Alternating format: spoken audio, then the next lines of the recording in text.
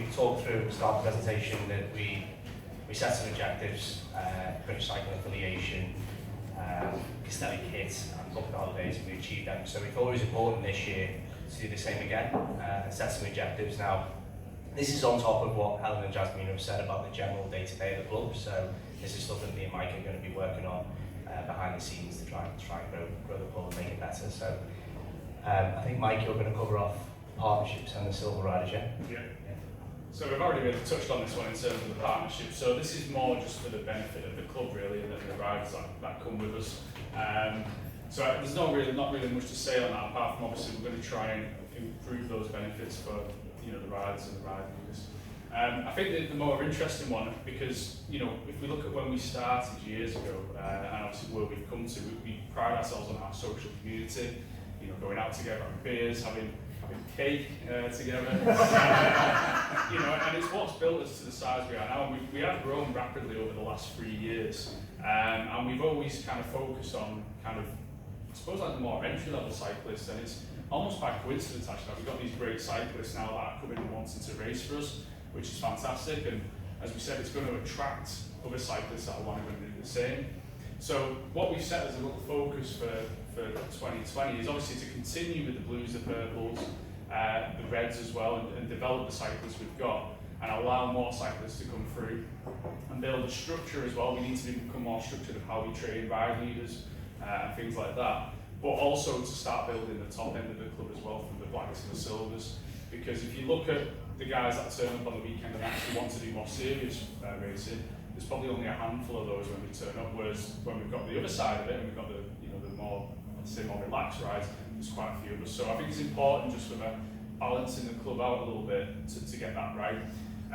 But as Tom said as well, it also allows us to attract more riders, high quality cyclists, and that experience at the top is invaluable really to the people below, because I think Dash even said it, when she's on a ride she's talking about how not to break her wrist, which I'm not sure how you manage that, Dash, but I think things like that, and we've all come from that background. I started on a hybrid bike, Helen did, I don't know what you started on a hybrid bike, didn't you, Tom? But we all needed that advice, so I think building it top down now actually works, but not forgetting where we're from, getting the socials and getting everyone mixing together as well. And that's where like the club rides and things become important, when we all set off from the bandstand and do things together. We meet together at the start, we meet together at the end, so we all integrate as one. So they're the first two for me. I'm just going to pass over to Tom now to just cover off the other two. Cheers, Mike. So yeah, as Mike said, we spoke a lot in the presentation about racing and attracting more silver riders, and I completely agree. We're a bit thin at the top. We've got a handful of silver riders, and sometimes they're only going out 2 or 3, so there's actually space there. And I think that this year we've really tried to address the issue with not enough blue rides and purple rides and all that sort of stuff. And I think next year some focus is needed on that. But having said that, I want to make sure that we don't lose our identity either, and we don't get too carried away with that sort of stuff as well. And developing our existing ride leaders and riders is really important, I think, to keep that. Jazzy, you mentioned Barnaby. I think massive success this year. We've tried lots of things, sometimes they don't work. Barnaby has worked, there's no doubt about it. The feedback is glowing, we fill it up enough every time. And I want us to really push that next year. I want us to maybe find someone like Barnaby for other levels as well, because I think he's perfect for newbies, but not necessarily the other levels. So, we're setting 4 things here, which is quite ambitious, but I think developing riders, there's stuff we can do with the councils, there's stuff we can do with British Cycling as well. If there's a bit of focus, we can do that. And the ride leaders, obviously, Helen mentioned how important they are. Without them, we're nothing really. We wouldn't be able to do what we do.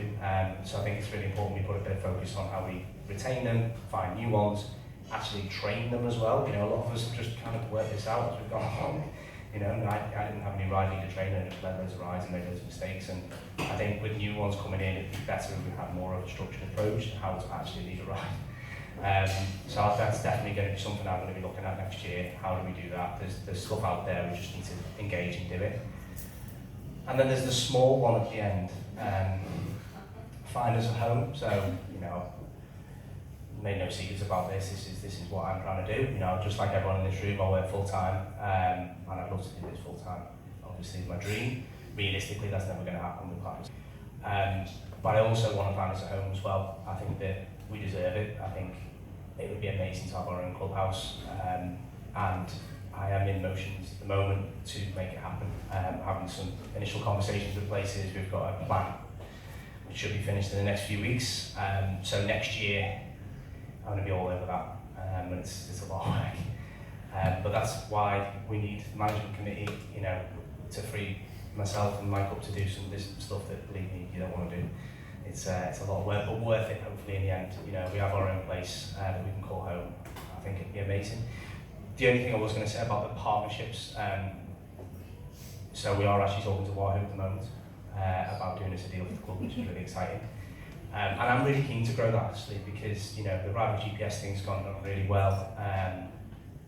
Velo Sport are fantastic. They do so much for us now, and they love us, and they just keep giving us really good feedback. And I've seen the benefits to being loyal and trying to develop partnerships, because we can't do everything. We do need other organisations to fill, you know, the expectations of our members. And, you know, I'm not really interested in working with anyone for the sake of just discounts. It has to be the right people as well.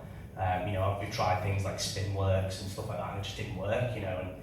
And now we've realised, actually, when you find a good one, like Velo Sport, it works, and I want to find more next year. So that's the focus for next year. So, but obviously, massively proud of everyone. It's just an amazing achievement where we are now, and long may continue. So I think we're going to move on to Q&A next. Where's the dad then? Yeah. Well, seeing as I'm standing in, I might as well do it. So yeah, Q&A. So obviously, you know, we put together what we wanted to say, but as I think Helen and Jasmine said, you know, we really need to hear as well, because you know, we need to know what you guys want us to do, because if we're just making decisions in the dark, then we could be making the wrong decisions. So we didn't actually have any questions sent to us for this. So well, there was one, but we answered that one. Yeah, it wasn't really a question. Anyway, I wasn't going to mention that. But yeah, so we didn't really have any questions. But hopefully we have now, given we've just been through everything. So please, someone raise a hand. Yes!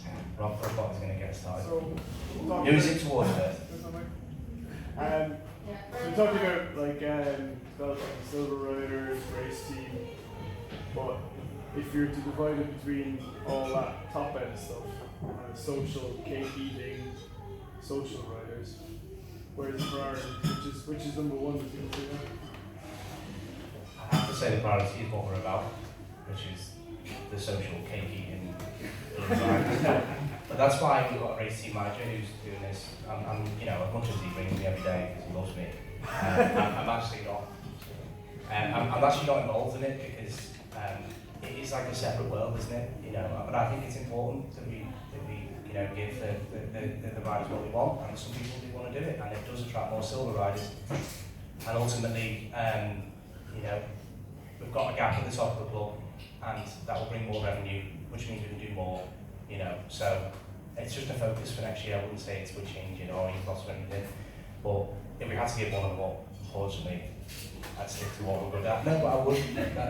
I want us to keep our identity, and it's difficult as you grow and as you change and as you try new things. It's hard to keep your identity, but yeah, that's what it is. Makes about getting a balance, like adding a bit of an exercise. Is anyone else going to come up and help you with these questions? Makes about getting a balance. I don't think it's like saying we're going to put all our eggs into one basket. I think we've seen an opportunity with race, and I think it's important that we listen to the guys that want to race, because we have seen riders in the past that have come to us and then maybe lasted a few sessions and then left. So there's, you know, there's enough results of creating the same boat, if you like. Catherine, I think you put your hand up. I was just wondering, so there's quite a lot of red at the lower levels, and there was a couple of like red, black, and various other like move up sessions. So are you going to plan to put on more to develop the people that we've got to try and get them to the levels of black and silver? Yeah, I think it's a really good point actually. The red to black, red to blue has gone down pretty well. We need to do more of it. we were doing, weren't we, before I got injured. It's been a bit difficult, obviously, because we went to Mallorca, and then we come back, and I was obviously doing the red to black. Since I come back from Mallorca, we focus on training. So as soon as I finish this race on Saturday, I'm not doing anything at home. I'm not going to get properly back into the silver rides until January, so there will be more opportunity to do the red to black rides and finish it off. It kind of fits in with where is it? Develop existing riders and ride leaders, so it is a focus for next year, yeah. But it comes down to our availability, and that's the hard bit. You know, you say I'm going to do all these rides, and then you get injured, and the whole thing goes through. You know, but no, I think it's something that we need to do all of us. Hi, I'm Henry. I'm a silver rider, lucid rider, riding occasionally. There was chat in the summer about getting a van for the rides and kind of like go quite far out so you can't get back. That's a really good idea. I know it's not going to be our finances. I think I was drunk when I was talking about it. No, I'd love to get a van. I would. And we could do it. It's achievable. I guess there's just... This is like all groups like movies if you want to go further out and get back. I guess when I did look at it, I thought, yeah, we could do this. We could use the money we've got in the bank and we could get a van. But then I thought, how often would we actually use it? You know, and if it's just sitting there and we're paying insurance and all that stuff on it, it's just not doing anything. Exactly.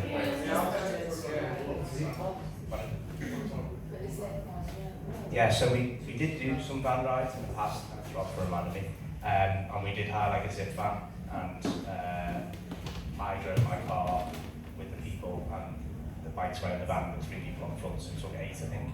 And they were really good actually. I don't know why we stopped them. Like, I mean, it's quite a lot of water. What's that?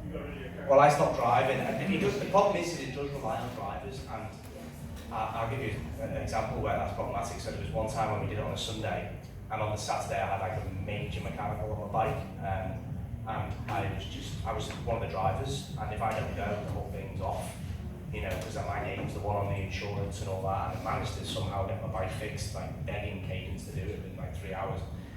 But you know, it's that kind of thing, it's that commitment. So I guess we could look at doing it next year. I don't see why not, because it is quite nice driving out and then setting off in the countryside. We did it last year with the already 8 of us signed up for Dragon Wells. So we hired a car, we hired a van.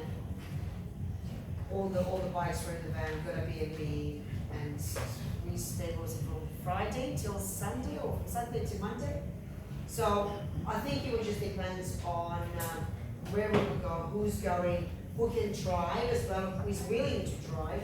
So it's not just about, okay, let's do this, but it's like, you know, I don't want to organize something and I'm not really a driver, I'm a confident driver, but then I'm like, oh, it's going to drive for me. So it just really depends, but it's possible. It's, you know, we just hired a van and there you go. I'd love to buy a van, just to get like decals on it and all that. But then I thought, is that responsible use of money? Probably not. I don't think we'd use it. That's effective only because like a van can have like what, 8 people, and so it's like one who gets started to use it. Yeah, you can get the bike. I did get a white car with this in mind recently. I mean, I haven't actually like put the logo on it yet, but I just thought, you know, just in case I got a white one. Yeah, I mean, you know, as you've seen the numbers there, you know, we've got money coming in, but not like unlimited amounts, and I think, you know, we've divvied it up for next year, I think, quite well at the moment. Not been finalised, but it looks like we've got a good balance. So the race team that you are now part of is getting a good chunk of money going on it. So if you have a trip in mind, let us know. Yeah. We can maybe look into that and we can Say, yeah, just to say, like, I'm a driver and I want to do this. Yeah. And then we can, you know. Or maybe it's worth looking into a zip car membership, or Yeah, I was just thinking the zip cars. But as long as we have X amount of rides per year, it's gonna be. No, we have to justify it. Justify it. If we have, Like certain area, but what I'm saying is if we have a partnership, maybe we can all do our own membership, and then if we get to a list like that, we just.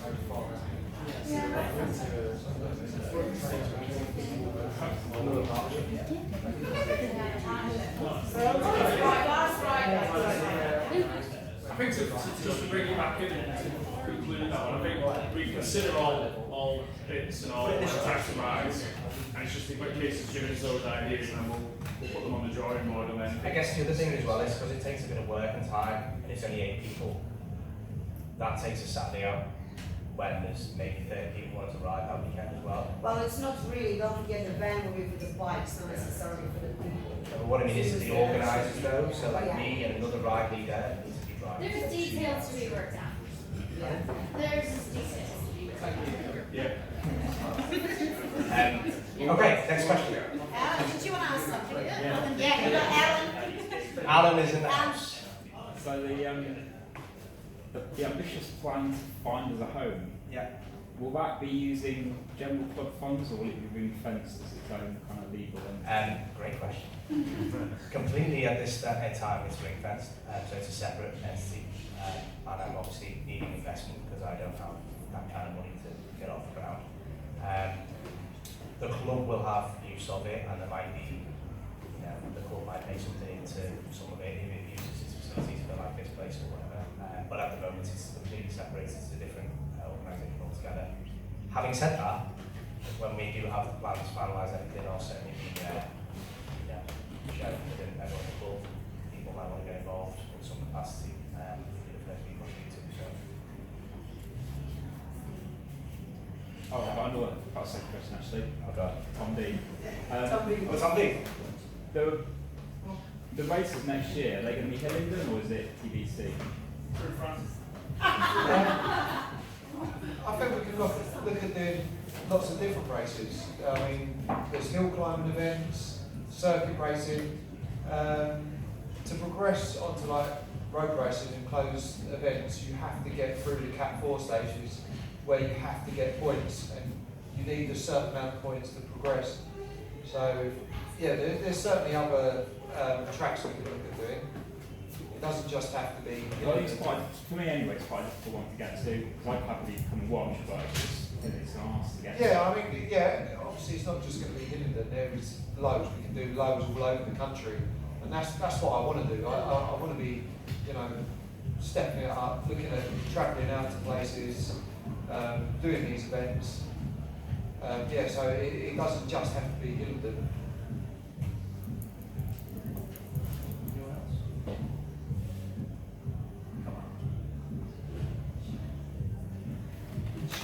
You guys organise events, Great Escape, Danny Job as well, those kind of events to raise money and raise the profile as well. So I just don't ask that. Yeah, I was just going to say, everyone, you give a big welcome to Meadow. Yay! It's great actually, we've got 2 brand new members here as well. Where's Emma? So I don't know if you know, it's amazing. So yeah, events like the Great Escape, you mean like sort of more gaps rides and stuff like that? Yeah, just like club organised events where they. Sorry, You know more about it. actually, I've been talking to Tom about this, and I'm saying a way of growing the club is by doing all activities, which we could actually do. You mean actually reorganise? Reorganise an Audax. Now, because of our affiliation with the British Cycling, we can do it. It would, we need members to come forward to, be there on the day, helping out. But I think it's something that we could definitely look at doing. A few of us did the Italian job, I think it was last year, and we could organise it so much better. Like, they literally do nothing, you have to pay £10, you sign it in, and you sign in to say you've arrived, and you But that's kind of what an Audax is. Yeah. Yeah, well, I'm It's not a sport. It's not a sportive. It's not sportive, what is So it? why are we paying £10? Audaxes is something that we could definitely do, but we need to put our heads together and work out how we organise it. Start small. It depends on the level of how much people are paying. If you're paying £10, most of the checkpoints are at pubs and like scout huts and stuff like that. But the ones where you're paying like £25 is where you're getting the free food, drinks, coffees, So that would take a lot more organisation. But we could do it, and it'd be a good way of generating money for the club. Definitely. And Well, a way of just getting recognised as well. 100%, 100%. It doesn't have to be anything, you know, like a major, you can start doing the other 100, 200 kilometers for supporters, it doesn't have to. I think it would need to be around 200 kilometres, yeah. It's only